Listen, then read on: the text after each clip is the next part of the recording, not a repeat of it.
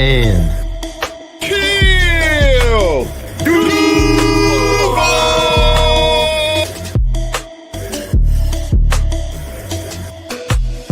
know what it is, man. You're locked into Third and Kill where they keep it real. And if you don't know, you're going to learn today. Third and Kill, baby, and I'm out. Let's go.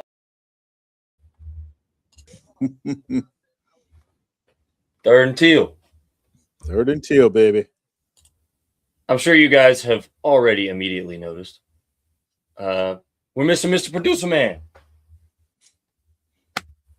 Mr. Producer Man could not be here tonight. We got some stuff going on. But you know we had to talk about that ass whooping we just put on the Colts. Ain't no way we was letting that slide, huh? Nay, we weren't letting that slide at all. All the smack that was talked during the week, yeah, we not letting that slide at all. No, especially not with the idea that, you know, this was a must-win game, right? Where they're like, oh, the Jaguars have to win this game, and this is the make or break for them. Like, this will show you if they're real or not. And to not only win, but to decimate a team, like to absolutely tear them down. Right. Hey, we not grammaring nothing, Robert. Not at all. I'll tell you what, though. Belt to ass was delivered. What'd you see, Eric? Just give me an overview of the game. How you doing? How you feeling? What's going on? I'm doing wonderful, man. Feeling my age a little bit, but hey, that's normal. So anyway, I'm doing good. Hey, you know, this game Sunday, it was it was a pleasure watching this team grow. You know, as you watch the team from the beginning to look at where they are now, it's really amazing. And yeah, the Colts didn't have an answer for us, whether Daniel Jones stayed in or not. There wasn't no answer, you know, at all. So, you know, it was a good win. It was a very good win, and you know, I'm happy. Put it that way. And you know, I'm one of the biggest critics. I find something wrong, but yeah, it was a good win. It was an important win. We needed that for real. I feel the same way. I feel like watching that game from start to finish, I felt happy with just about everything. I mean, I did find myself at times with the same argument that I had before, which was, why are we playing this cushy zone? I felt like even some of those field goals that they got should not have been given. Agreed. Just because we walked them down the field. We let them have it. And I mean, let them have it such a loose term now. Hey, how's it going? Hey, what's going on? Let them have it such a loose term now. But when you talk about like a team that's dominating from start to finish, right, and we're having our way with them in every facet of the game, you're not going to convince me that us playing 10 yards off the ball is not some kind of intentional idea. Yeah.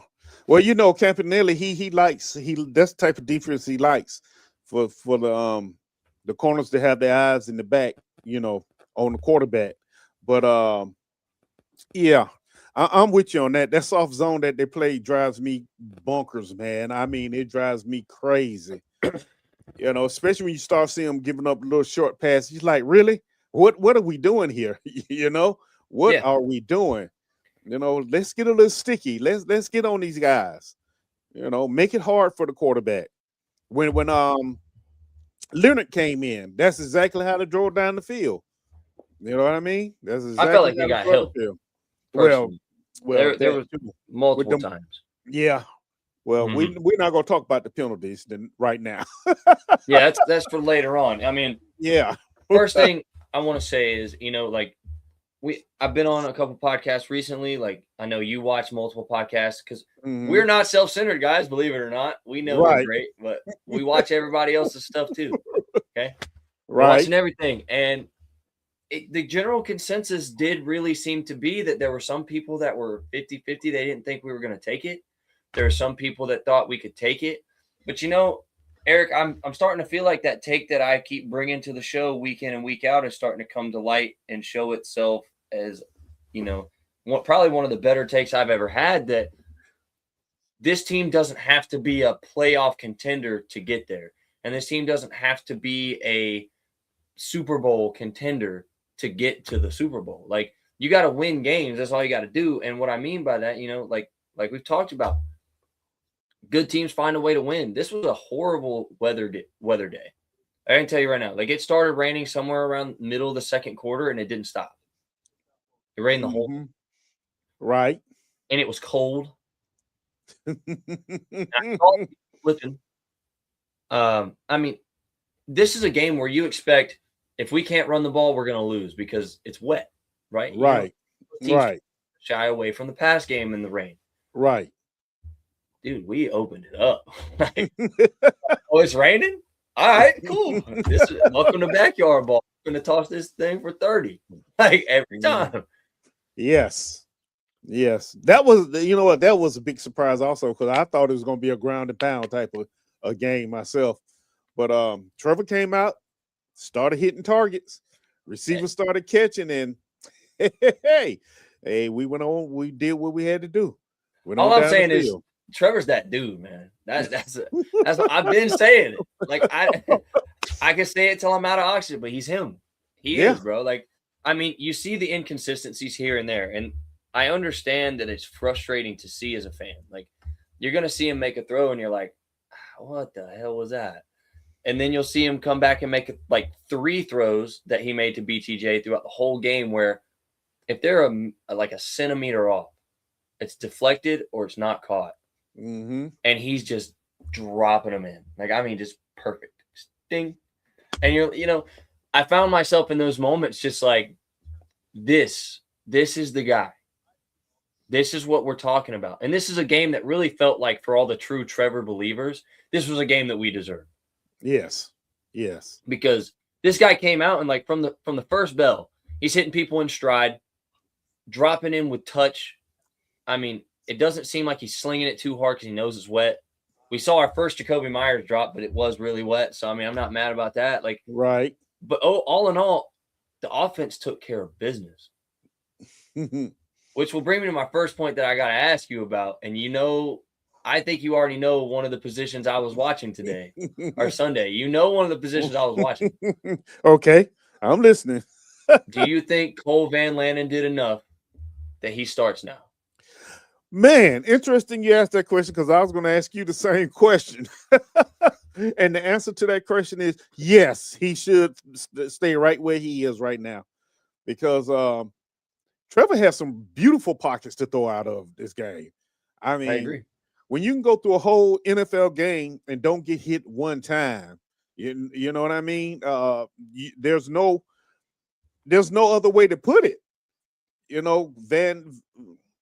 He's doing the thing, man. He's performing like a top NFL lineman right now. I know they like to keep him, because he's very flexible, but at this point, Walker Little becomes the extra guy on the offensive line, and we keep Van Lanen in there. I completely agree. I felt like there were multiple times that I saw Trevor even step into the pocket, which he doesn't do very often. Right. He doesn't step up into it. And that being said, like, that shows confidence in the line that he's behind, and that's all he's needed the whole time. Mm-hmm. So I think he should totally take Walker Little's position, and they should keep Walker Little in concussion protocol. Hey, smack him in the back of the head one more time. Just let him know he's not done yet. Look, as funny as that sounds, I wouldn't be surprised if that's what the team is thinking right now. Hey, take your time, recover from this concussion. We all right. We're all right at this moment. And if I'm a front office and I'm watching this, I'm thinking, damn, man, I want to see Trevor get into a better rhythm. I think our passing game needs to elevate. We're not challenging teams down the field. That's our biggest problem. The run lanes are hit or miss. Like, what can I do to solidify all of these things? And obviously the answer is the offensive line, but you got to look at where. And we've known that Walker Little is the biggest issue there. Right. But giving Van Lanen the start from the beginning to the end 100% changed everything. Yes, it did. I think he just needs to slow down, focus on throwing in the receivers and not above the receivers. I mean, that depends on the throw. Yeah, and depends on the coverage also. Sometimes he has to put it up, and so the receiver should go and get it. We know in the beginning of the games, Trevor, he's a little hype sometimes, and he does overthrow. We know that's something he does. But a lot of times when he placed the ball up high, it's a reason behind it. He's just not throwing it high just to throw it, because you can believe when they practice, he practiced throwing it that way, and they practice catching it that way as well. So, yeah. Absolutely, yeah. The throw to Tim Patrick in the side of the end zone on the run, wet ball. Or, I mean, like rolling out left. The best thing about that play, my favorite thing about that play, since you bring it up, is they put 6 on the line. Yes. So there was going to be an unguarded guy. You don't have enough personnel to block every one of the rushers. So Trevor immediately senses that, and he stands in. It's not even just senses. I mean, I'm not trying to like overplay it here. Like, he's not sensing anything. If you're reading the line, you see the guy off the edge. You know you don't have anyone for him. Mm-hmm. Like, you set the blocking assignment. You know who you've got covered and who's not covered. Right. So I like that he turned his back, act like he didn't. He stood there just a little bit and rolled back around. Now, we in the past have been like, for the love of God, stop doing the backwards rollout. Stop doing it. Yes. Yes. But in all honesty, though, I couldn't be happier that he did it. It was perfect. He knew the way that the routes were going. And we've always talked about this. Eric, you're the one that brought it up to us and then showed us the clip that he said it, that he's more comfortable going that way. Right. Exactly. So, I mean, whether we like it or not, that's the way he's comfortable going. But I'll be damned if he didn't roll out, avoid the sack, stay eyes down the field, and deliver a dot on the sideline. Dot. Yes, he did. In the rain. That's rain. Impeccable. Yes. Yes. You know what? All right. And that's the Trevor we've been looking for and waiting for. I think he is the best quarterback the Jaguars had in years. I completely agree. Agree, especially in talent-wise. Right. Especially in just pure arm talent. And quite honestly, I know this is my dad right here. So okay. I know that Mark Brunell was very good. I think Trevor has more arm talent and natural athleticism than we saw from Mark Brunell. Mark Brunell was a more pocket passer, way more accurate. I just think. What you mean? What you talking about, man? What you talking about, Willis? Anyway. Oh, you know it is. Oh, okay. No, I know who it is. Yeah, that's what I just said. I know who it is. Anyway, I think Trevor's the most athletic prospect we've had at the position, probably in, I would almost venture to say, franchise history. Like, I mean, think about it. David Garrard could run, but he ain't as fast. And he ain't as big. He's not as tall. He's big. He wasn't as tall, yeah. Yeah, he wasn't as tall. And he had a good arm, but no quarterback we've had has the arm talent that Trevor has. Trevor has a big arm. And not just a big arm, but he can drop it in a bucket in like a 1x1 square yard on the sideline. Like, especially outside the numbers. We do not have a quarterback that could put the ball outside the numbers like Trevor can. We've never had one that could do that. Now, they could do it, but nowhere near to that level. But either way, I think you look at this team from the offensive perspective, the biggest thing that we really got to talk about is Brian Thomas Jr.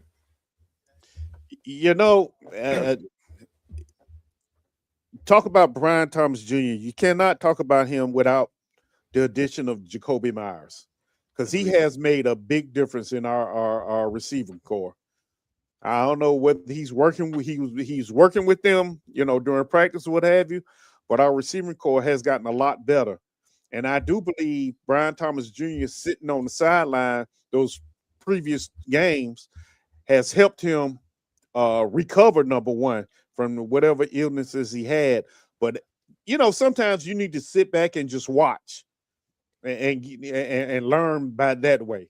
And with Jacoby Myers being out on the field and being the professional that he is and not dropping passes, that'll work with you a little bit. That'll eat at you. Either you're gonna come in and you're gonna perform, or see your playing time cut short. So I agree. And I think when Brian Thomas Jr. wasn't on the field for them 2 games, you could tell because we couldn't stretch the field. Mm-mm.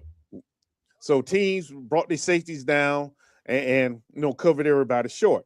Now that Brian Thomas Jr. is back, we can stretch the field, which opens the field up for Brenton Strange, Jacoby Myers, Parker Washington, Tim Patrick. And with him all of a sudden catching the ball again, that's going to make it even better. You know what I mean? Jacoby Myers is a big addition to this team, and it's amazing how he has changed the dynamic of our receiving corps. You can just see it, and Trevor has become more confident in the receivers, because he's not just trying to get it to Brian Thomas Jr. anymore, or just Brent Strange. He's spreading the ball around, which also makes it hard for a defense to lock into one player. I don't say this one right here now. You're going to have some motherfuckers mad about this. If you notice, but in the past week, Trevor Lawrence is number 2 behind Matthew Stafford. It's accurate. Yeah. That is accurate. I mean, he's been balling. He really has been balling, Yeah. And, I have this right here for us. You have the top 5 scoring offenses in the last 5 weeks. Do you think you could name them? The Rams. Mm-hmm. They're number 1. Yeah, I know it's the Jaguars. Jaguars in there. We are number 4. Okay, we're number 4. Let's see, who else would it be? Dun, dun, dun, dun. I would say Seattle. Seattle's number 2. Okay. Let's see, who else putting up a lot of points? Detroit been putting up some points lately. They're not on there. They're not on there? Okay. Nope. And that makes it even more impressive because they do put up points. Mm-hmm. So you've got Los Angeles at 1. Okay. You've got Seattle at 2. Okay. Los Angeles is at 31.8. Seattle's at 31.4. Okay. San Francisco's at 29.4. We come in at 29.2. Okay. And we are above the Chicago Bears at 29. Okay. I would have never guessed Chicago. So we're averaging on the cusp of 30 points a game. Yes. In the last 5 weeks. Last 5 weeks. Now here's the thing, and this is what I was pointing out to everybody a few weeks ago. We dropped that Texans game. Ugly. Hurt. Pissed off. Very. Yes, pissed off. And you want to look at that game and you just want to be like, oh God, here comes the collapse. Mm-hmm. Yeah. But I was quick to remember, and I know you were as well, and so was Isaiah, and a lot of our, counterparts in this podcast network that we share here. Mm-hmm. We were one play away from that's a W. So you look at it and you're like, is it a collapse or did we just take our foot off the gas? And then you look at the next couple weeks, they just got better and better and better. Right. And now here we are. We're coming into a game where we do stuff like this on the first play. Now, leading rusher Jonathan Taylor. And you can see it, right, Eric? Yeah. Mm-hmm. Yeah. There you go. Right there. Look at that dude right there. Right in the center. Just that's first play. That's off the rip. Okay. You know what? I read a piece where was it a Luacon? He talked about that play. He said usually when Indianapolis come out, they run play action and try and hit the receiver across the middle. He actually said that. So Lloyd was on his film study. So when they expected it to happen, it was right there. And that, that's the first play I meant to say, of course, of our defensive side of the ball, because now it's a good transition to move over to that side of the ball. Because as far as the offensive goes, we played a complete and thorough game. We played a full 60-minute experience. And that's what happens when we do that. Right. I mean, you've seen Brian Thomas come back, and I think the reason we're challenging down the field now is they know they have to respect Jacoby Myers. For some reason, and I don't know what it is, defenses just won't respect Parker Washington. I don't know why they're not. I don't know why they don't. He makes them pay for it every time. But For some reason, they just don't respect it. So now you've got Jacoby Myers, who they know they have to respect. They have to respect Britton Strange, and they know that. And then you got Brian on the outside. Insane.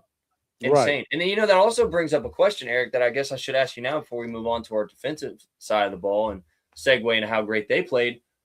Where's De'Ami Brown? De'Ami Brown is in the doghouse. That's what De'Ami Brown is. Yeah, saw a lot of Tim Patrick. Yeah. De'Ami Brown, I think, he's gone after the year. He just hasn't produced as like they thought he would. Even we were high on him when they brought him in, like, okay, yeah, but he hasn't produced at all, No. I actually remember the conversation we had when he came in too. Like, I remember I said he doesn't even have 1,000 yards collectively. Right. Until the playoff appearance the year before, or last year in Washington, where he just went off in the playoffs. He did. He went off. But you take that playoff run away, and he doesn't have 1,000 yards through all of his years in the league. Right. So you kind of start to wonder why. But then what really hit me when I had that thought was, we're doing all this without Travis. Right. Exactly. This is without Travis, and Travis is by far the most electric player we have to put the ball in his hand. Mm-hmm. Don't care what anybody says. That dude is a human joystick. Literally. Elusive to the max. To the max. Great hands and ball skills. Exactly. Like, he's our most dynamic weapon, and we're doing it without him. Mm-hmm. If we don't push all the way this year, which I'm not going to say we won't. I'm so sick of watching all of the podcasts like ours and them saying, well, this isn't a Super Bowl team. Stop being so optimistic, or so humble, I should say. Mm-hmm. Be more optimistic in the fact that this team is finding a way to beat good teams. We have a lot of quality wins this year, which is why when we had the same record as the Colts, we were still number one. Right. That's why we were number one. We have better wins. Exactly. We played a lot of teams that are going to be in the playoff. Seriously. Yeah, you're right. You're absolutely correct. We almost beat the second best offense in the league. Mm-hmm. We did almost, but Trimming doesn't need. Hold on, let me do this real quick. Yeah. Hold on, Robert. I'm gonna bring you up and let everybody read it and catch up while I finish this thought, and we'll come back to it. Okay. So we almost beat the Seahawks. Almost. I mean, we had a rougher day that day, but it was still a good game.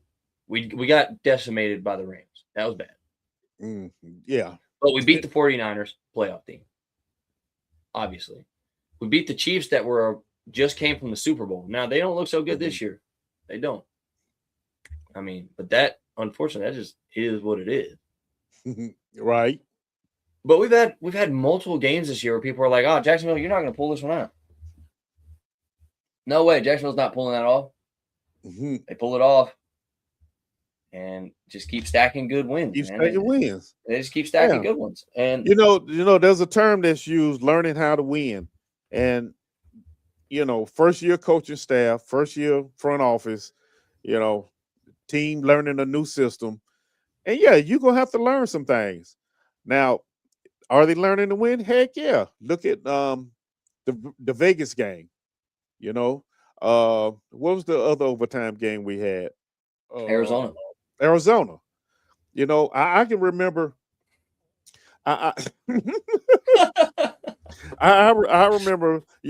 Last year those were losses without a doubt. So this team not only learning how to win, they expect to win, and that's a big difference when you step on the field. Because this is the NFL. It's not like you really got bad players. You know what I mean? All of them are the best at what they do for the most part. Yeah, so, you're playing the best the world has to offer. Yeah. This is the league, man. So to go out there and just perform the way this team has been performing the last few weeks, you should applaud that. Should be happy about that. And they're getting better. If you haven't seen the growth from week 1 to now, I don't know what you've been watching. I was gonna say you ain't watching. Right. You just ain't watching. Even with the coach Cohen, he has grown as well. His play calling is getting better. And it's showing, So I agree. hopefully keep it going. I agree. No, Tremble doesn't need to catch returns anymore. Tootin and DeAllen until Washington comes back. I completely agree. I don't know why. I don't know why we weren't. Hey, listen, I'm gonna tell you right now. I saw LaQuint Allen on the sideline pregame. Dude already was skied up. His ski mask was on immediately. Like, I was like, oh, he's on that. Oh, yeah. Yeah. Yeah. He's on one. He's on one. And dude, that guy's a little maniac with the ball, and I love it. Yeah, so I agree with Robert. Give him the ball on every return. Yeah. And honestly, even after Parker does come back, don't get me wrong, I love Parker, and he is the best returner we have. He is. But I would not be mad to see them bring him away from the return game simply because he is that much of a weapon in the offensive passing game that I don't want to risk something happening to him like just happened. He got hurt on a return. So he is our best returner. I mean, I'm not – that's no doubt. But, like, I still think LaQuint Allen Jr. can get us some yards too. I think he'll do enough for sure that it would be okay to let Parker focal point offense now. Right. Because we need him. We need him. I don't want to see Tim Jones anymore. He's not or Tim Patrick. He didn't do bad. Sorry. I damn sure don't want to see Tim Jones, but Tim Patrick didn't do bad. He did good this game. He really did. He did well this game. But I will say, if that's Parker Washington on the field, I'm not wondering if Tim's going to catch those. I know Parker's catching those. Mm-hmm. Like, in all of those catches that Tim had, which props to Tim. I'm glad you showed up and played. Yeah. That's guaranteed for Parker. That's another day in the office. I think Tim was trying to make up for that play in Arizona. Well, he got to. He got his big mouth sister out here on Twitter talking trash like he ain't messing up. You know what? But the funny part is, every time he caught a pass Sunday, I thought about his sister and her. I'm like, I wonder what she putting out there now. I literally looked at the person that was beside me because I was blessed and fortunate enough to watch the game from the Gallagher Club. Right. So I was at the rail, and you got everybody stands up in there for the most part, and they just kind of walk around. And this lady was the first thing she said when one of the catches went off, and she was like, "I wonder where his sister is." I said, "Yeah, I wonder what she gonna put on Twitter today." She said, if she's smart, she gonna put her damn phone down. So, I mean, yeah. All in all things considered, though, I do agree with you, Robert. I think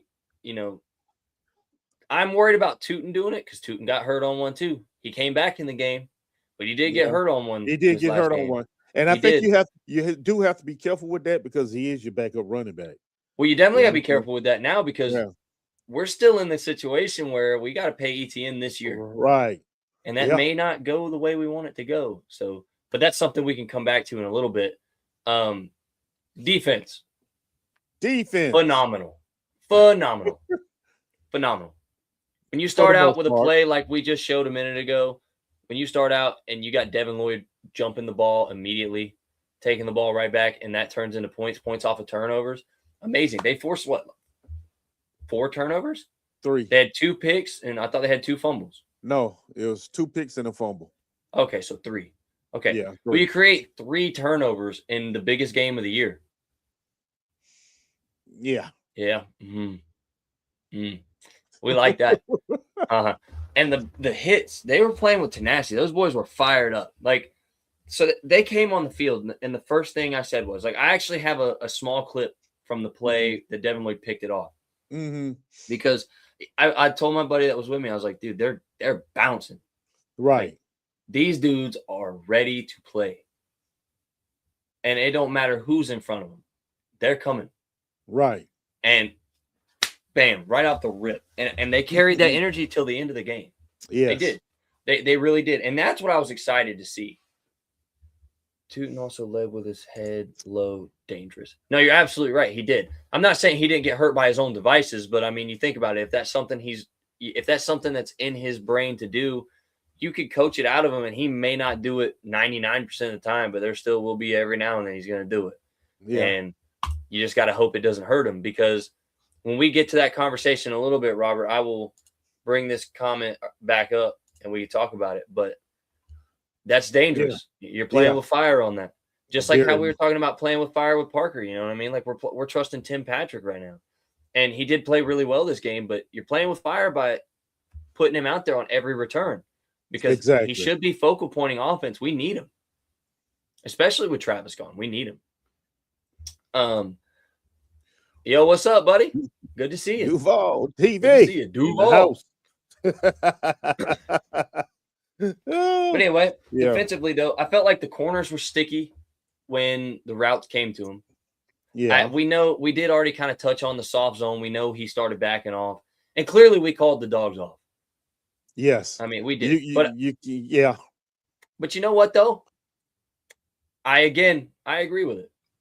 I don't think that this division is not coming down to a points differential. It's not. We're in almost a must-win situation against Denver. Here's the only way we lose this division. Houston wins out,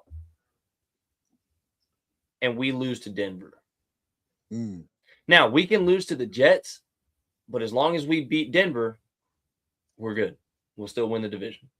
But, of course, if we win out, then obviously there's nothing they can do. Right. Well, see, our last, 4 games, they're all AFC opponents. Right? So that does count, somewhere in there. But and we only have one conference or one division loss, which is the same as the Texans. Right. So if we go into this last game stretch, which I mean, thinking it, I don't know what our conference record is. I don't know if the Texans are winning out. I mean, I feel you, Robert. It's very possible. I'm not going to say I'm not going to sit here and be naive. They're getting hot at the right time too. Yeah, they are. They're finding their stride at the perfect time for them. That's what they needed. But I mean, I can't sit here and pretend like the Chargers didn't look really good towards the end of the game last night and seem like they found a little bit of tenacity.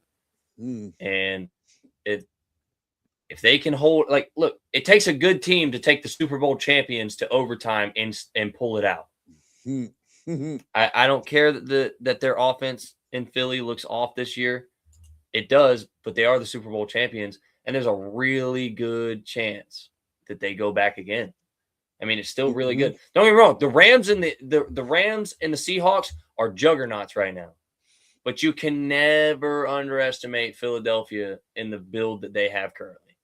You just can't, because even last year, everybody was convinced it was going to be Washington, and look what happened. Exactly. So, conference record 6-2. Thank you. All right, so if our conference record is 6-2, and we go into this last stretch here, we play the Jets. That, I'm going to be honest, that better be a damn W. I will be pissed. Then we play the Colts again. We play the Colts in Indianapolis. I think we take that. I have no fear of the Colts at all, especially without anything representing competent quarterback play. Phillip Rivers is still good. Don't get me wrong. I'm not finna sit here and pretend that just because that man is old, he don't know football, because he does. Let's not pretend this ain't Phillip Rivers, okay? But we got that. Yeah, see, right as I said it. Yeah. And okay, so they signed Phillip Rivers. His high school, he was coaching, ran the same offense that the Colts run. So he'd be comfortable. Yeah, he'd be comfortable. That's if he, I think they brought him in more to be the backup to Leonard. I don't really think they brought him in to start. I'm going to be completely honest. It wouldn't matter to me anyway, because we were tearing their ass up before Daniel Jones went down anyway. Right, exactly. So it doesn't matter. Right. I don't care who. That's the one thing I would like to point out. Like I've seen a lot of Colts fans that just keep going. If we had Daniel the whole game, we were whooping ass before Daniel went out. What are you talking about? Right. Like it was what? It was 21-7? Bro, stop the madness. But Robert makes a good point. The Texans defense will kill Herbert. The Texans defense will kill anyone. Let's be real. Which I think also, just side note, is just a testament to how good Trevor actually is, because they didn't. But just whatever, Right. And just what do we know? I think you're right, Robert. I think that's true. But also, I can't say that our defense killing him is what reaffirms that. Justin Herbert does not play well in Jacksonville. He doesn't play well against Jacksonville, period, but he damn sure doesn't do it in Jacksonville. Right. We hurt their third string QB's knee in the last game. He's week to week. Yeah, Riley Leonard has a knee injury, by the way. Yeah. Exactly. So, but all the things considered, I don't give a damn who they put at quarterback. I don't care. Because Shane Steichen is an incompetent moron. And I'm just saying, you have the best running back in the league. It's a rain game, and you try to get cute on the first damn play of the game. Right. Stop it. But that's the tendency. Stop it. That's a tendency. And you know what, though? I got to say, though, this kind of goes with our defensive conversation that we're having, too, though. It's just like, I felt like we did an amazing job at eliminating Taylor and Tyler Warren. We did a phenomenal job. Yes. Now, see, that's who was really worrying me, Tyler Warren. And, you know, you didn't hear his name called at all, damn near the whole game, which is, like you said, is an outstanding job. Because Tyler Warren's pretty decent. You know, he's been having some decent games. I think between Tyler Warren and Brock Bowers, you are looking at the next Travis Kelce and George Kittle. Okay. I can agree with that. I mean, I really those two guys are going to be the future of the tight end position. But I got to say, though, I think you give Britton Strange one full year in an offense with no injury, Britton Strange is with him. Strange is a freak. Don't care. Yeah. I don't care what anybody says. Britton Strange is a freak. And him being back in the offense makes all of the difference. The difference. Yes, it does. Yes, it does. But that being said, I also felt like, you know, we still survived again being the best rushing defense in the league. We have yet to give up a single 100-yard rusher. Yeah. And I like that. I felt like we actually got good pressure on the quarterback this game, too. I was happy with that. Very happy with that. Strange reminds me of Mercedes Lewis. I'll tell you what. If Strange can manage to play even a half of as long as Mercedes Lewis, he's still playing. Yes. Signed to a team right now. Yes, he is still playing. If he manages to do that, I'll be more than happy. Because I agree. Mercedes Lewis would go up for balls, and he was a hell of a chip blocker, too. Yeah. I agree. But I think Britton Strange is better. Like, I was about to say that. Yes. Same type of build. Britton Strange is just better at it. Yeah. Strange is better. I also, you know what I didn't feel like I missed the whole game? What's that? Dewey.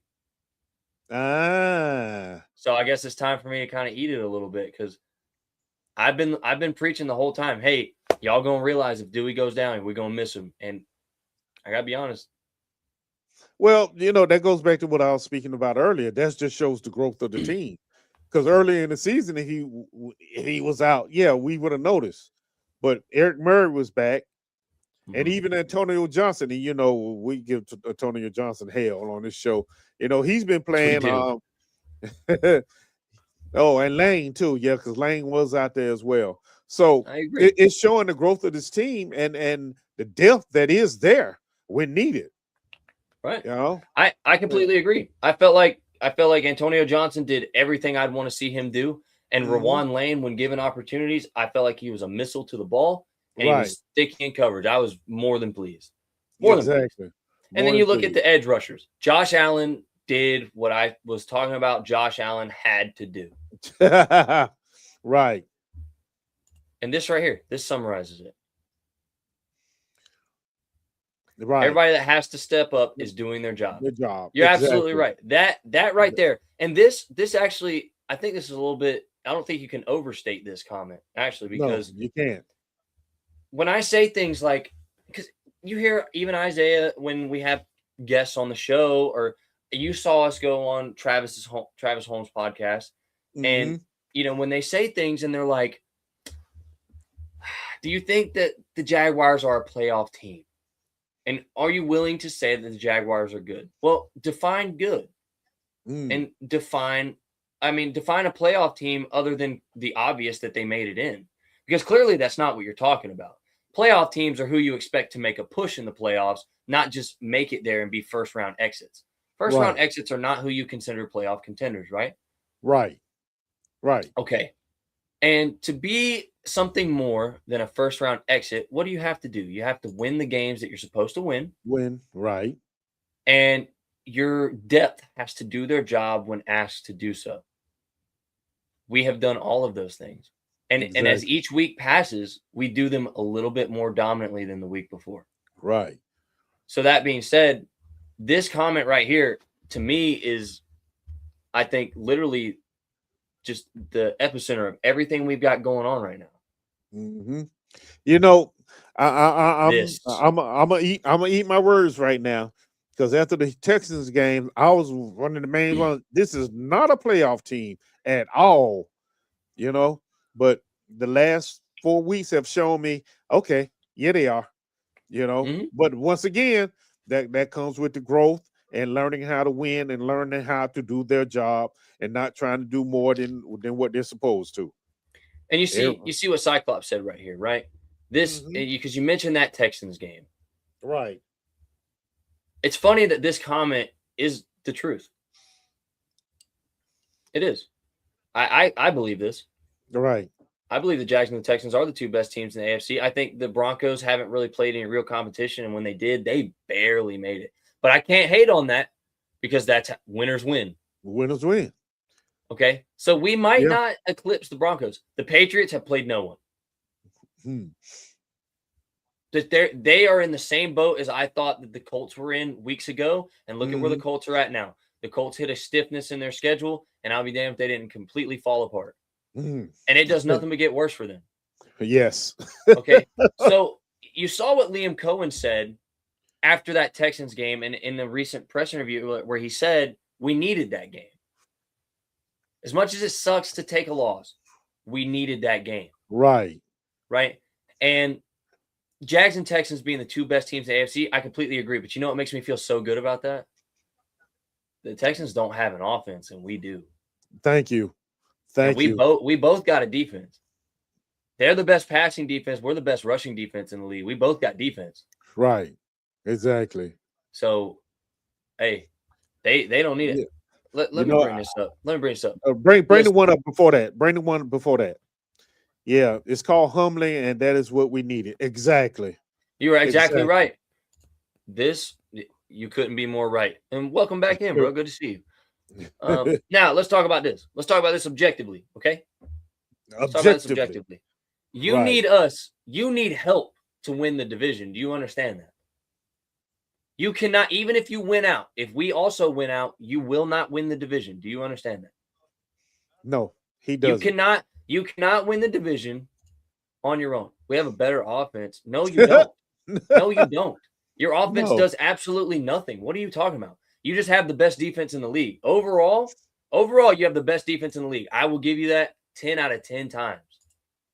Well, I appreciate you realizing that, because a lot of Texas fans don't. And the only reason I say it, it's not as an insult to you.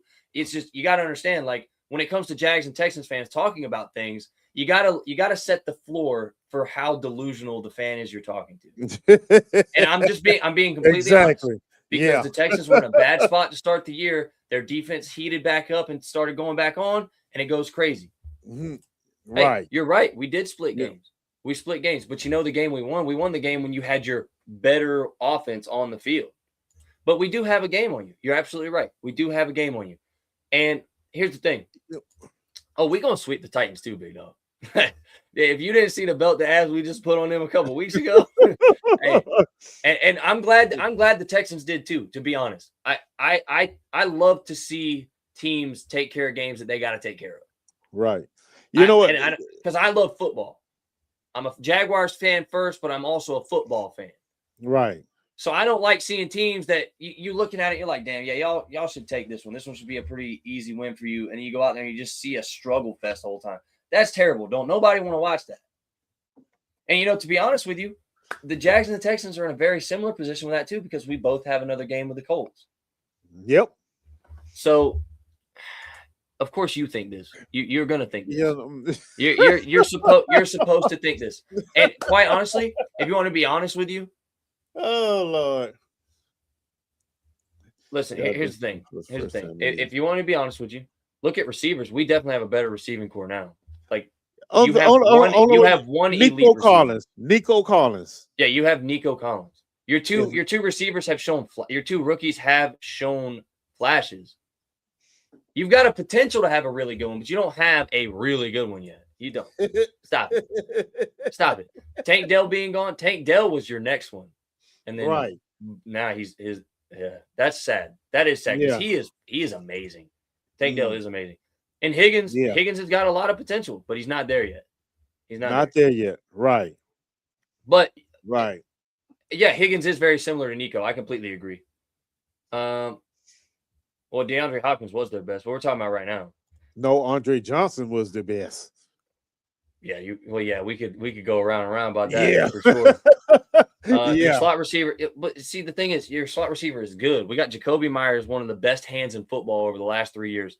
Brian Thomas Jr., he's coming back from injury, but debatable or not, him and Nico both had similar slumps this year towards the beginning of the year. So we could call that what you want. And now Brian Thomas is back. Brian Thomas is faster. He goes up more contested catches. Brian Thomas will surpass him at some point. But even if he hasn't yet, it's still one receiver to one receiver. And then we have Parker Washington, who's one of the greatest slot contested catches in the league. Argue with a wall. Just watch that dude's tape. I don't even have to be a Jags fan to dead serious tell you that. Like, Parker Washington is the truth. Yes. No, I'm not saying I think you're missing the point. I'm not saying they don't go up and get the ball. Both our teams have receivers that go up and get the ball. I agree with you. And CJ, all CJ has to do is put it up there. Yeah, but CJ has to stop seeing ghosts in the backfield to put it up there. Because you can't lie now. There was like an 8-game stretch where CJ just did not look like a quarterback. He just looked like a dude holding the ball. And I'm just saying. But either way, not the point. Point is not the point. There you go. Point is, Texans need help to win the division. So we are in control here. The Jacksonville Jaguars are in control. Right. Until we either mess it up or we win out. And honestly, winning out is a very conceivable idea at this current point in time. We have beaten stronger teams than the Broncos. I think the Texans are a stronger team than the Broncos personally. Their defense is way better. Right. Way better. Now this one, because our offense is finding its legs now. And we're coming into Liam Cohen's new coach. You know what I mean? We're getting comfortable, like Eric said. Yeah. Well, you have to understand that the 2 games we played against the Texans for 7 quarters, we beat the crap out of them pretty much. Eric, you want to take this one? What? You could take this. You're not saying that Christian Kirk. Man, Christian Kirk was good when he was with Trevor. No, Christian Kirk ain't good. He can't stay. Hell, he can't even stay healthy. And that's a big problem. He fell off his last year. There's a reason we didn't pay him, dude. Right. Exactly. He's acceptable. He's serviceable at the position. But he's not better than Parker. He is not better than Jacoby. No. He's not better than Travis Hunter. Like, it's not even close. Not even close. No. But either way, I think the Texans are a stronger team than the Broncos. We play the Colts again that are going to have either Phillip Rivers or Anthony Richardson, whichever one they decide to play that week. I don't think Anthony Richardson coming off IR. I don't think he is either, but I feel like we're going to see 1 week of Phillip not being able to move around, and they're going to make it. Well, I'm saying that because here's the thought process behind that. If they plan on bringing him off IR, I don't think they would have defense in the league. I don't think they would have signed Phillip Rivers. I really agree. don't. Yeah, but this right here. So they said his eye is still like swollen pretty bad. Hey, you see this? Yeah, I'm with you. I'm with you, dog. I'm with you because look, the O-line is not coming together. You are delusional. You are talking yourself into a delusion right now. But this right here, where you talk about your running backs, you guys have 2 really good running backs. Woody Marks is going to be really good, but you're forgetting we have the best rushing defense in the league. And Nick Chubb, we played y'all twice. We played y'all twice. Keep that in mind. It's not like you're waiting to play us to find out. But we're still the best rushing defense in the league, bro. Nick Chubb is not the old Nick Chubb either. No. No. So again, we play the Jets. The Jets have thrown for negative passing yards in a game this year. I am not worried about the Jets, dude. We play the Broncos and the Colts and the Titans. You know what? The Jets are one of them teams, man, that you don't worry about them, but in the back of your mind, you're like, because last year, remember, we played them, and We lost to them. We shouldn't have lost to them. The Jets are one of those teams right now who you don't even know. You don't even know who the hell the quarterback gonna be for the Jets this week. True. That's very true. You know, I heard Tyrod Taylor was taking over. Now they're saying some stringer taking over. He is. So, who's their running back? I haven't heard much from him this season as well. We'll get to that. You know, but he is dangerous. Right. Yeah, we get to that, and he is dangerous as well. You know, so this is a game we should win. Yeah, Breece Hall. We should win. You know, but then again, any given Sunday. But I do believe that Cohen is going to have this team ready to go, and we playing at home again. So yeah, I really think we'll handle business this time because they know what's at stake. I completely agree. I think this right here is important to bring up too. I don't like that they're hiding that from the whole league, not just you guys. Something's actually wrong with him. Like, I think it's like clearly something's really wrong because of the timetable, but like I think they're really worried about whether he's going to come back at all, and they just ain't ready to say it. Exactly. And then this right here, sure Isaiah trying to get rid of him, aka Paul's finest, is unavailable tonight. He has a trip tomorrow, and our brother is getting ready. You know, getting ready. Exactly. We told him we hold down the fort. You know, he knows we got him. We got his back. But I appreciate you asking him because that's our dog. But you know, honestly, I think this team is doing something now that they haven't done even in the earlier parts of the season, where we're not playing down two teams. Like, we're not playing to match whatever they're doing. And that is why I don't feel like a trap game is something I'm too worried about. Because if it was, we would have slipped against Tennessee. Or at least it would have been a closer game. I was at not Tennessee, they're a divisional opponent. So no, we're not going to slip against them. Well, we did a couple years ago. You know, when after Trevor's injury, we win that game, we're in. Yeah. That last game against Tennessee, we're in. No. Well, hear me out. Okay. Hear me out. Tennessee's terrible. They are, but they have a win on the schedule because somebody didn't take them serious. And in the earlier parts of the year, bro, we were not. We were not good. Like, not good when it came to bad teams. Right. Exactly. Now, this is crazy. This is crazy right here. But this I also agree. They're just looking for draft positioning. But no, I don't think we would have lost that game. I'm saying it would have been a lot closer. Like, we were clearly in control from start to finish. We did what we wanted when we wanted. And we did that against the Colts as well. Exactly. Okay, and not only did we do that against the Colts, we've done it against multiple teams this year. Yeah, we've done it against the Texans. Hell, we just dismantled the Chargers. Yes. And I don't care what anybody says, the Chargers are a contender team. They are a good team. I'm not saying that they're a Super Bowl ready team, but I don't believe in those. I believe in any team can win it. So I think you know what I mean? Like, I think if you can put the Texans in the conversation, the Texans have an elite defense. We also beat the Chiefs. What that got to do with anything? We beat so, and we beat the Chiefs on arguably a bigger scale. Like, but anyway. Okay. Anyway. Okay. And you know, but you know what? You bringing that up, that's a perfect example of what I'm talking about, playing down the teams. The Chiefs were terrible that whole game, and we just seemed to play just the same type of terrible. And we just managed to pull it out in the end. So, oh no, you got jokes, bro. You funny. Yeah, and we did this. This is the key part there. That's the key part. Good call. Exactly. Man. Good call. Yeah. But you know, that Chiefs game is a perfect example. We played down to teams, and we're not doing that. We're not doing that. So I think we're gonna walk in, and we're just and the Jets are coming to Jacksonville. Exactly. It's game time.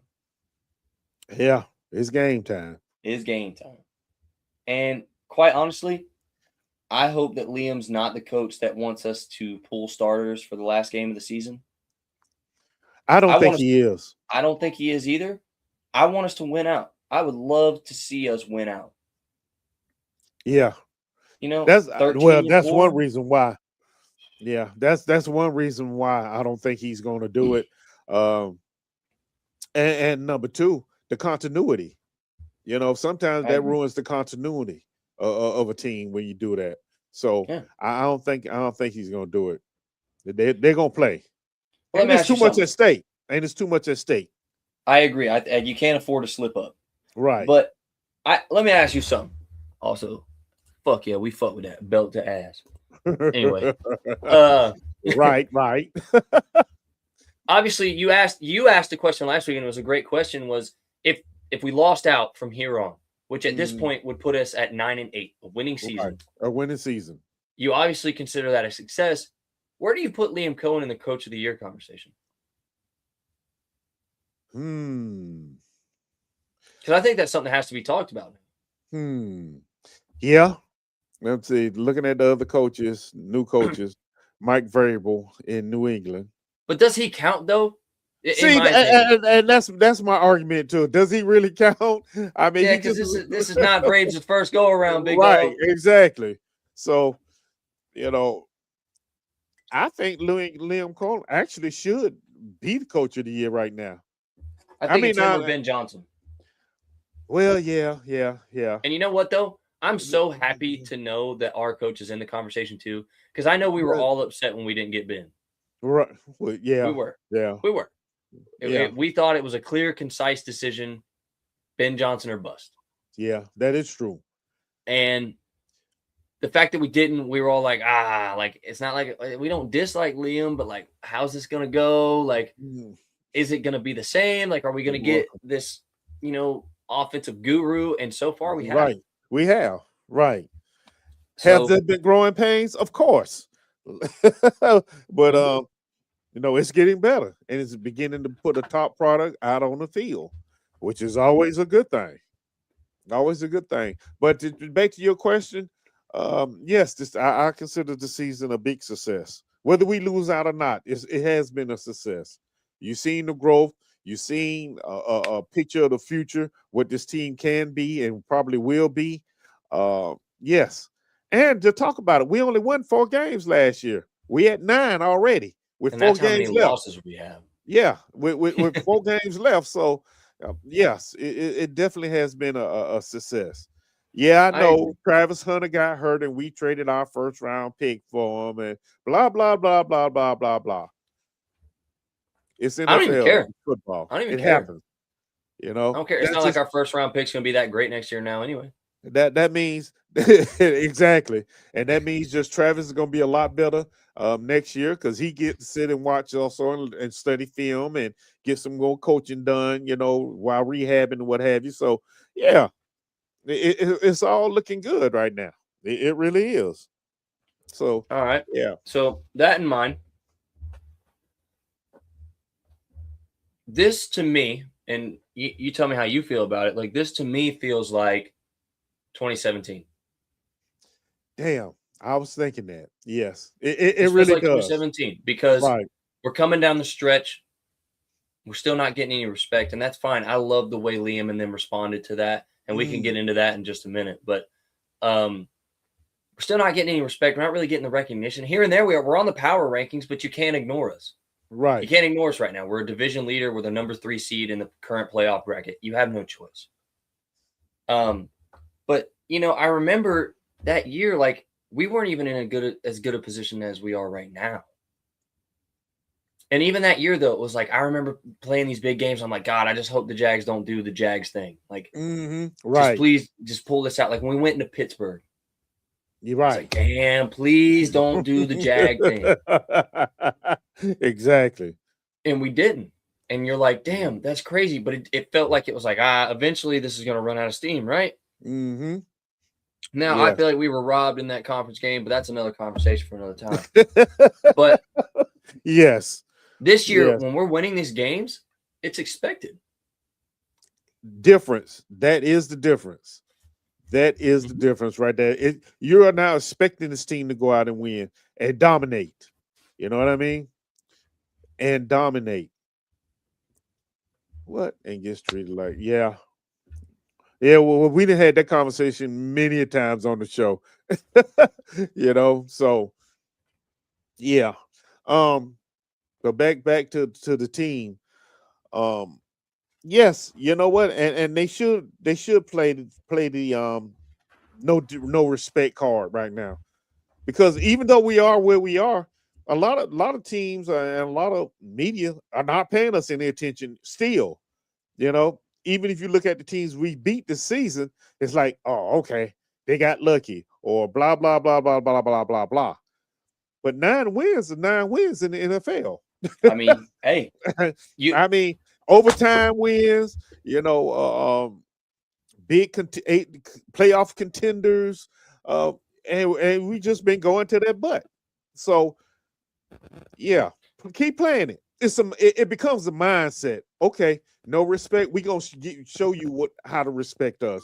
It's more than just words now. Let's put it on the field. We gaining our respect on the field, not in the popularity contest.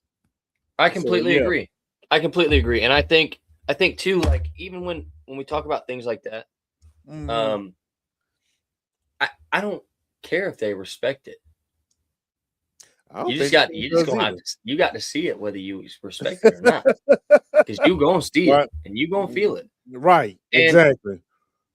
this right here, to me, it feels different because Trent is no longer part of the organization. Every move makes a difference.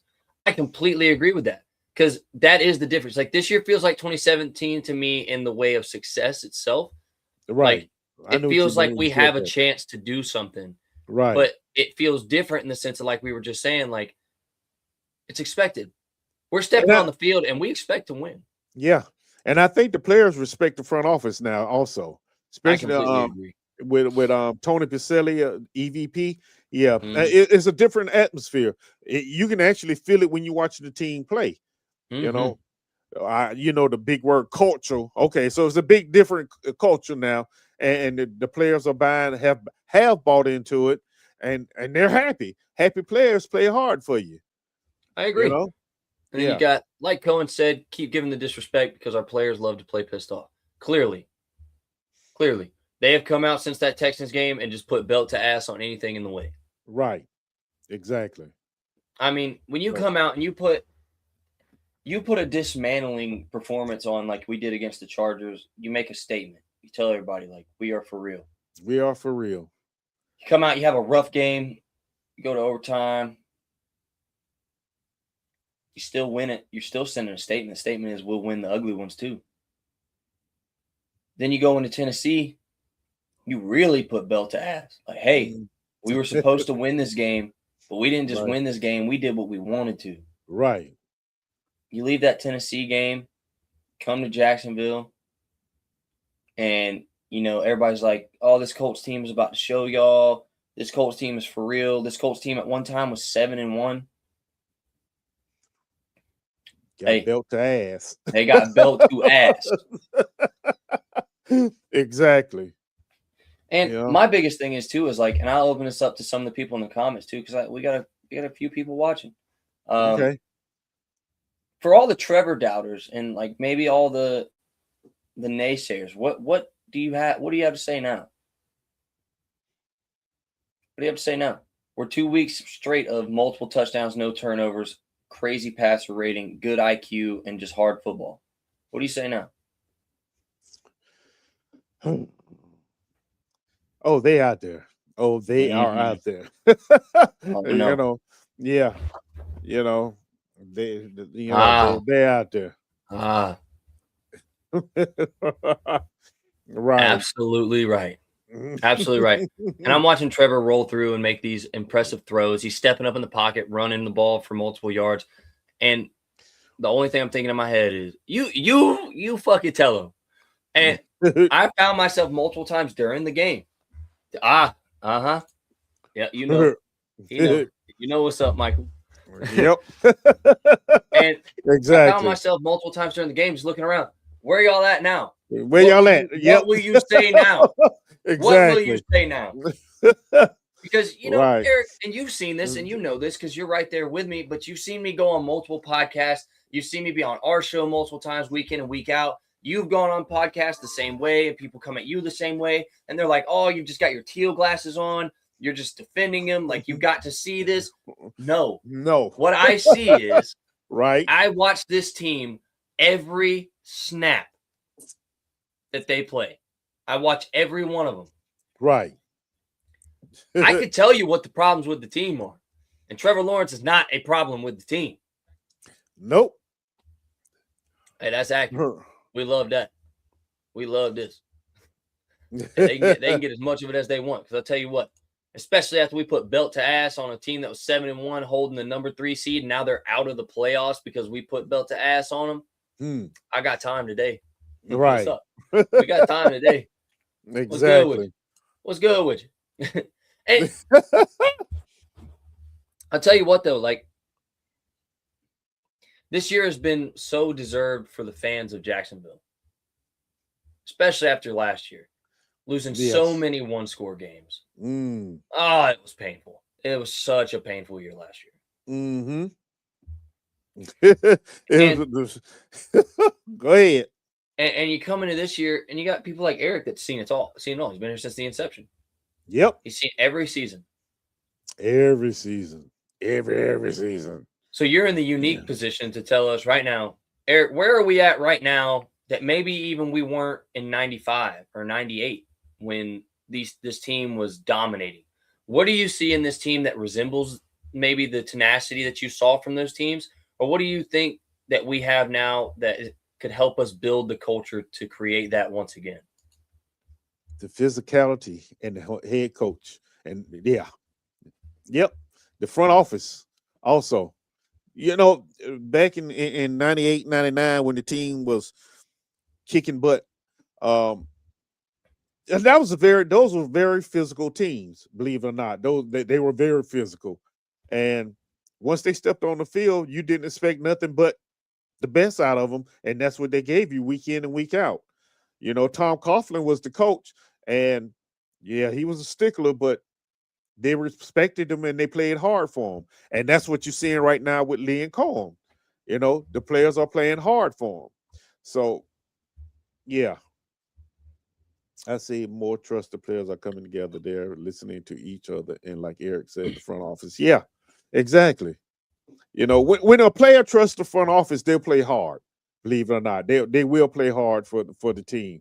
Now, like the case with Bulky, I think the locker room was lost with Bulky. They didn't trust him any longer, you know, because of some of the decisions he made, and it started showing on the field.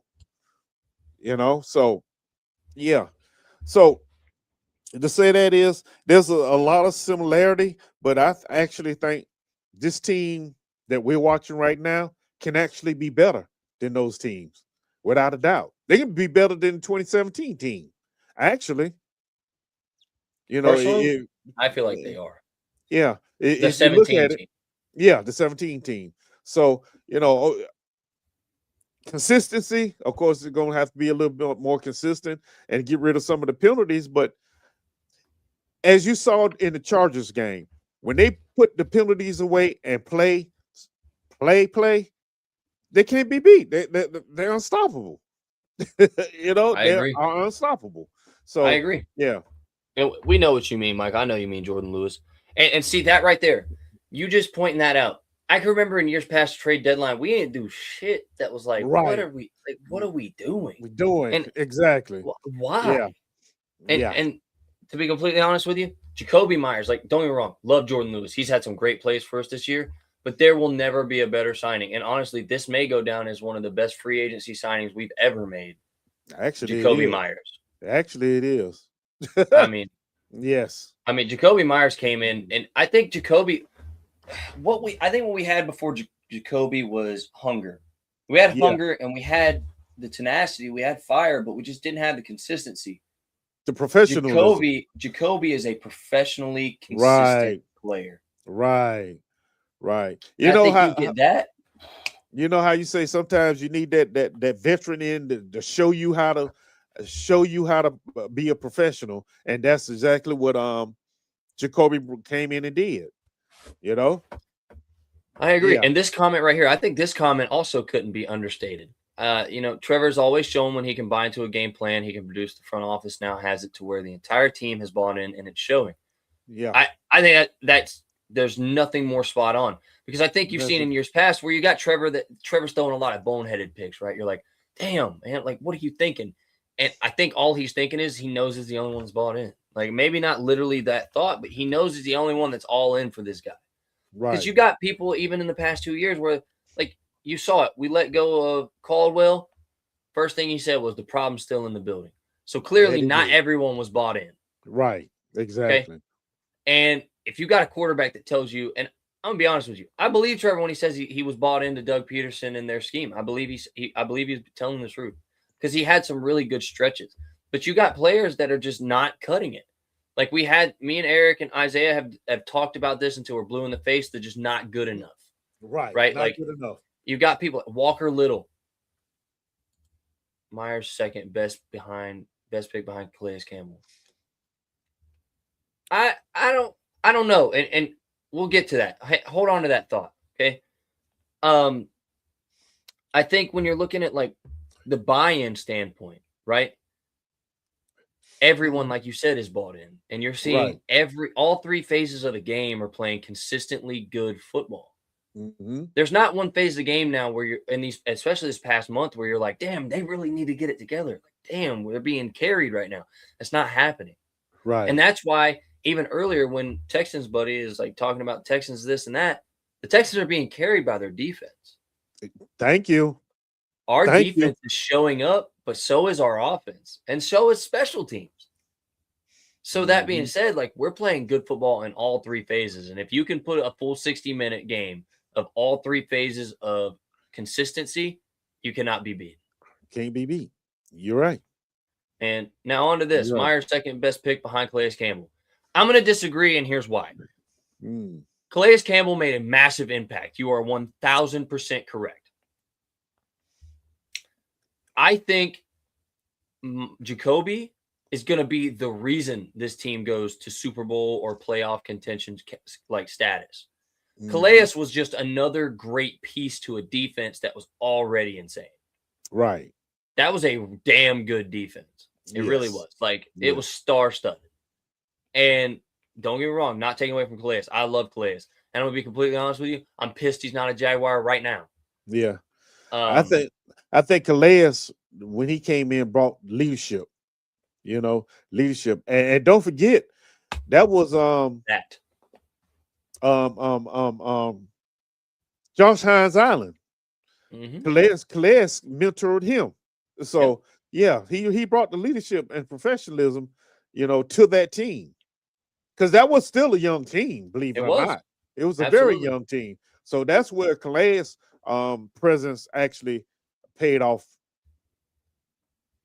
Yeah, what did it say? Last dream brought Gabe Davis. He should be just get paid your gun.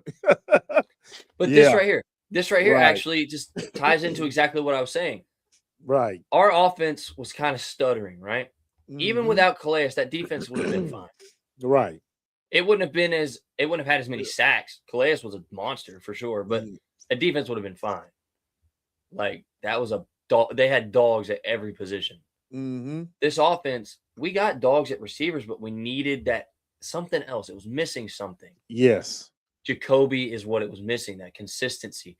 And now that they've got it, I mean, I know he said this kind of like in a joking way, but like, this is 100% the truth. Like, Gabe Davis comes in, does absolutely nothing. Nothing. Like, we paid him so much money to get rid of him.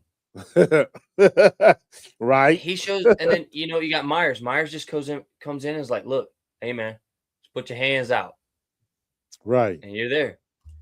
And look what happened. Look at what has happened, because it's not just Jacoby playing that way. You could tell he's elevating the other players in that receiver room.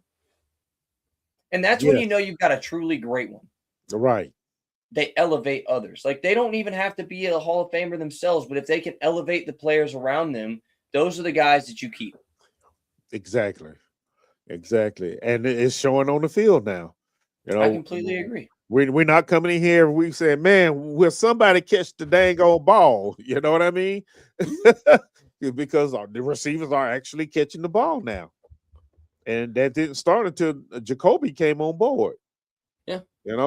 So, yeah. But I will say, I don't think we got too much more other than we can look into the Jets game. But the problem is, you don't know what's coming. Yeah. I mean, the Jets defensively, they're not the team they used to be. That's for sure. Quentin Williams gone. Of course, their linebackers are pretty decent. Still got Quincy Williams back there, who's fast as heck. But I mean, they don't scare you. In other words, what I mean. They do not scare you at all. I'm not gonna be worried about a team that actually threw for negative yards in a game. Not gonna be worried about them. Well, that quarterback not playing. Definitely the missing piece for the season, no question. Could be that boost I've said all year. Got to get through the weeds, 7 to 10 wins. Well, we're at 9. We're at 9 right now. We're at 9. So that being said, that's why I think Jacoby is the more impactful signing. Right. I think the reason people would flock to Calais is just because of how much we love him. Give Jacoby another year or two here, you'll love him the same way. Yeah. And I personally think they need to pay him right now. Yeah. This is big too. They clearly roll it off, but they keep the anger. Right. Which is important when it comes to playing sports. Now, you know what, Eric? Normally, this is normally about where we cut it. But I can think of a couple other things to talk about. Okay, well, let's go. We got time. Let's ride. What you think? Let's ride. All right, then. So, my thing, obviously, the Jets, we could talk about them, but, again, you could go either way with that. And I think, honestly, more people right now, I could be reading this wrong, so maybe the people in the comments help me out. As Jags fans, we're more concerned with what the team's going to do moving forward than we are with the Jets right now. The team is focused on the Jets, and they should be. That's what they need to do. But for us, we're probably thinking of questions more like, what do we pay ETN? What do we pay Devin Lloyd? Yes. What do we pay Jacoby Myers? Yes. What do we do in the draft? And it's not draft time yet, but you're looking at this team, you're like, God, this team is really good. Yeah. This team is really good. And I've been of the belief since day one this season, you got to pay Travis. You got to. And then he comes out and runs like he's been running. Yeah. Now, I guess the question is, what does he want? Because you still got to pay Jacoby and you got to pay Devin. You paying Devin. Okay. And you got to pay Jacoby. So you got to pay Jacoby and Devin. So where does that leave ETN? Franchise tag? And you'd hate to do that to him. Yes. Because we already picked up a 5th year on him, so you already put him off another year. Right. So, yeah. What is the decision here? All right. You know the impact that Jacoby has made since you brought him in. All right. Now, of course, we weren't privy until the conversation that they had with Jacoby when he was in Vegas. But what do you do with Jacoby? Do you trying to work his deal right now and work on the salary cap? Who are you going to release? Because you're going to have to release someone. Yeah, we're going to be tight. And now this right here though. So I few of these comments, God, I appreciate. First of all, just a little time out. Thank you guys for showing up, man. Because I know it's late and y'all still out here. I appreciate y'all big time. Thank you. Now this is a big one. I agree with Kevin. Well, go ahead. This is a big one. This is a weak draft here, right? For running backs.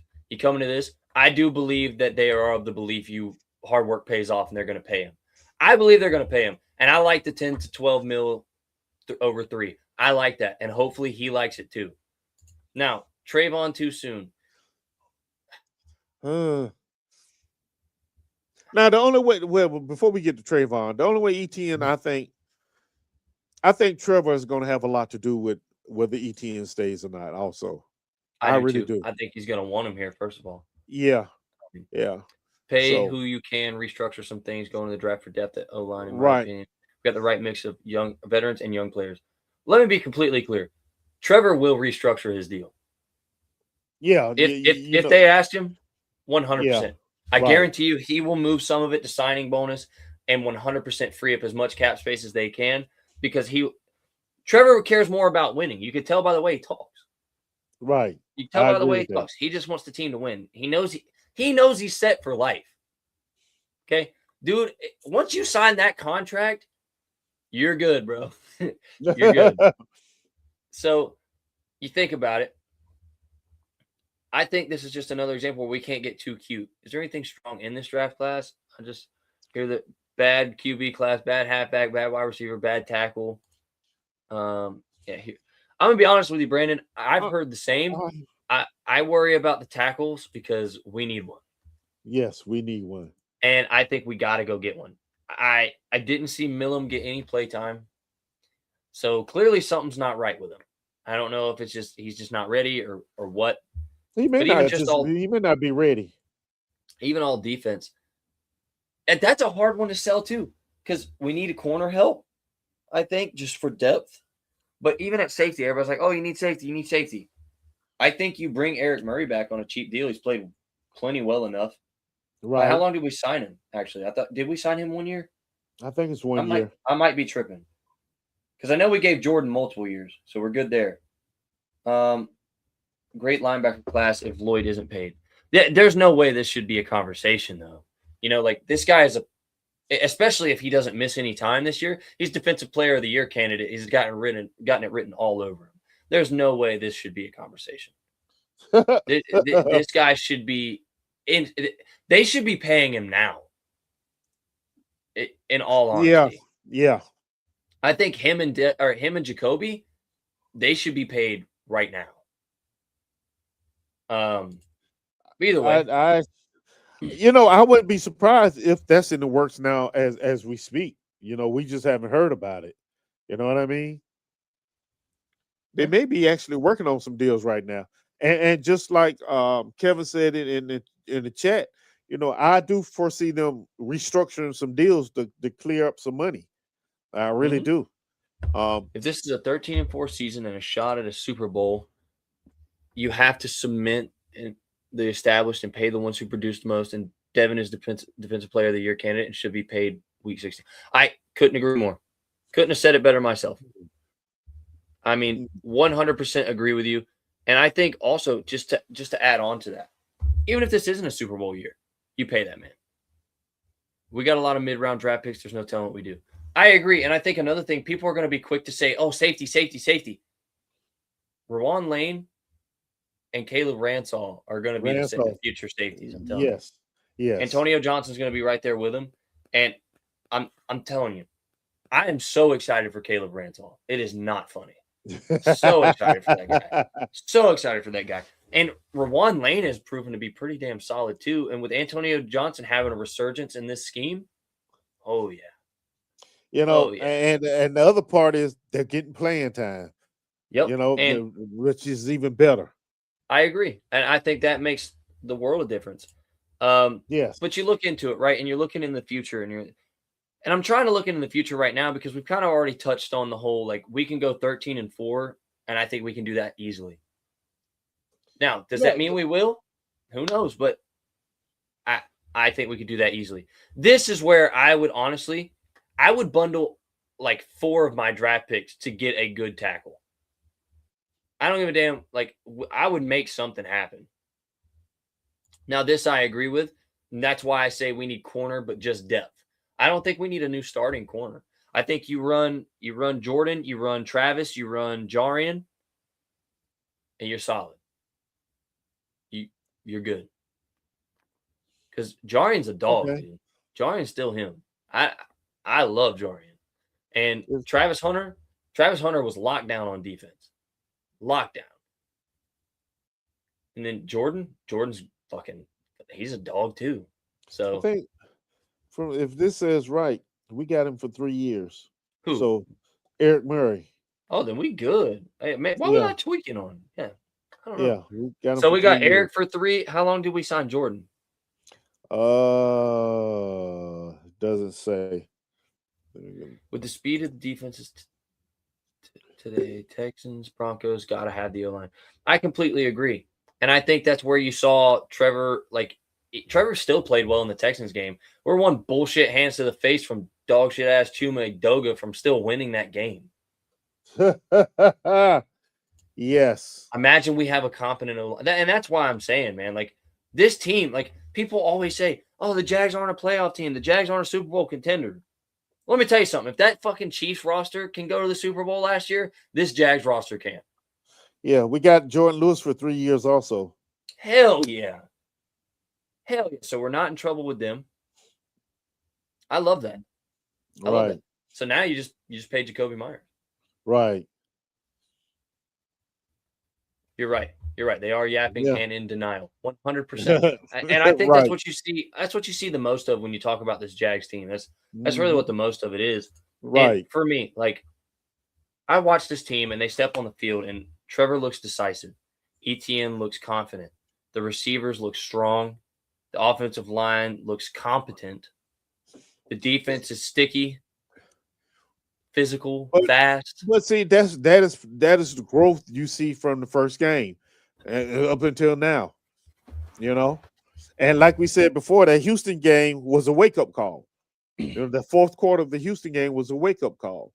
You know, self evaluation.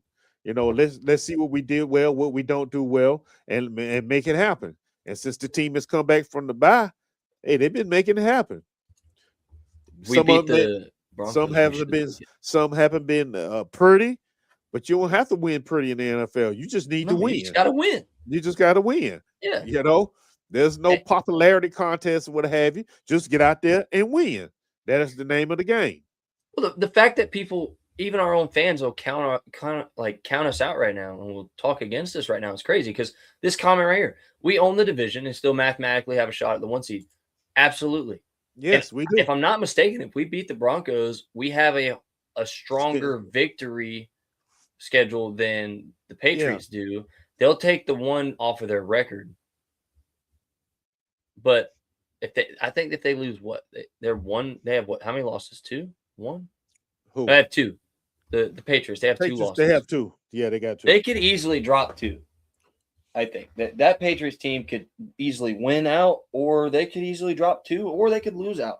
I think it's any given week with them for real. Like that's obviously the emphasis of the entire league, but I think it's especially true for them. Right.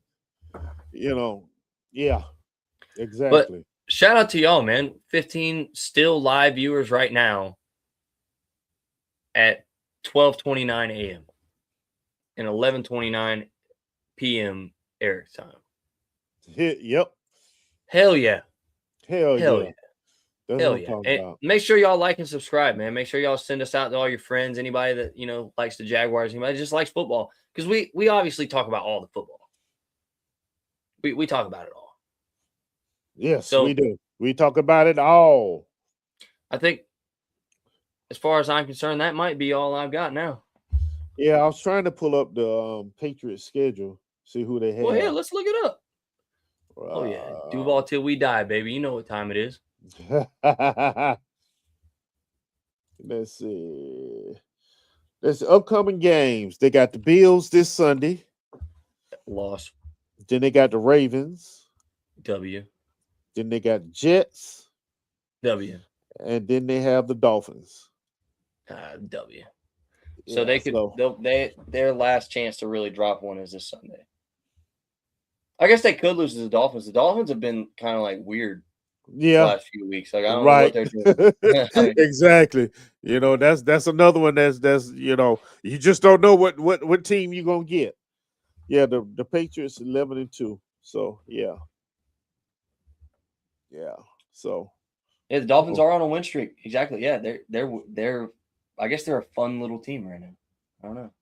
So maybe they do. Maybe they do. But I think personally, though, I see us winning out. So yeah, I mean, favorable schedule. Mm-hmm. Yeah, and if the team continues to play as they have, I don't see why not. I agree. I really don't see why not. You know, and especially with Boy going down in Indianapolis, that just, you know, because you assumed already that we was gonna split with Indy. We know they weren't gonna win in Jacksonville, but they have a better chance winning at home. But with their quarterback situation, you know, that's more of a we got that one too. Yeah, the season's over. Yeah, so the only big hurdle would be Denver, and like you said, their defense are carrying them more than the offense. And our offense has still found a way to even pick apart the Texans' defense. So right, exactly. And Trevor's playing with confidence. Like, we're not just talking about. That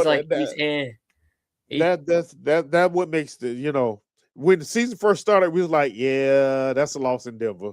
Yeah, but now as we get down to closer to the game, you're like, yeah, we can take them boys right there. Then it's in Denver, of course, but other than that, hey, Cam may mess around and kick a 70-yarder. And Isaiah called it. Isaiah said he would break the NFL record this year, which he already did, but Isaiah called he'd break it in Denver. And very possible. He'd be breaking his own. But that's a good thing. So, but yeah, I mean, looking at all the schedules and everything going on, I think, man, we got it. I think we got it. Yep. And that's right, Deanna. The healthier we get, the better we get. Everybody keeps saying that Denver is just a front. They do. They do keep saying Look, Denver relies on their defense, okay? They rely on the front seven of their defense. They because they got Surtain on the back, they figure they bring all the pressure they can with their front seven, and you make a mistake. I've been watching them the last few weeks, and yeah, that's all they do. They blitz like crazy. They blitz crazy. So, but with our receiving group and our team, we can make them pay, or we can make them pay. So I mean, there's all kind of holes back there. So they can bring it, but it's not going to be what they think. Offensively, offensively, they sputter. The best plays Knicks makes is when he's off schedule, when he starts running. Other than that, if he sits in that pocket and you cover, go man to man, or a real sticky zone, he's struggling. So yeah, the Denver game is definitely a very winnable game. We go in there with our minds right. Oh yeah, we can walk out there with W and really shock the NFL. To take down one of their golden teams this year. I completely agree. With all that in mind, people, I think we're about to get ready to wrap it up. Yeah. I'll tell you what though, damn, it's a good time to be a Jaguar, ain't it? Yeah. Duval, baby. Duval. And like I said, don't forget, like, subscribe, comment on all of our other stuff. Go watch all of our other content. We got plenty of shorts and clips and stuff you guys should check out if you want to check it out. Don't forget to go follow all the other podcasts. We got one for every team in this division, whether we like them or not. This AFC South show as well, where our own resident Isaiah is a feature there. As the big man Curtis would say, be good people. Be good people. And we'll catch you next time.